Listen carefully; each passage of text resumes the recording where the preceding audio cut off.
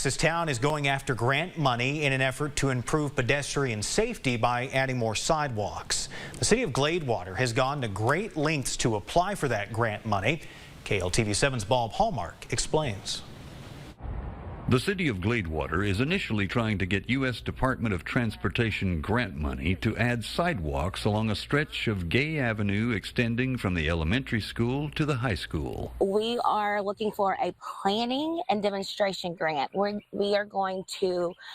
We're asking for $250,000 to plan out our sidewalks. The purpose is safety, to make a continuous safe walkway. But it's important to have sidewalks in town because it's a safe place to walk, and that's very important for our children. The safety issue here is for pedestrians, particularly school kids, walking their way to Gladewater schools.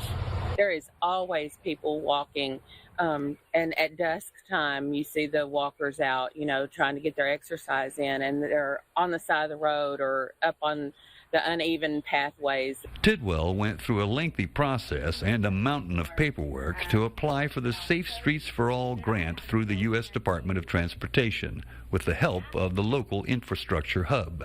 We can do a lot of different things with this money because it's safe streets and roads for all roadway users. If successful in the planning grant, they'll apply for a $2 million grant for construction.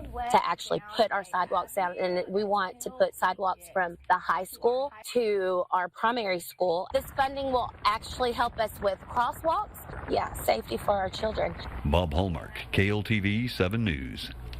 The city of Gladewater will learn whether or not they'll get that grant money sometime later this month.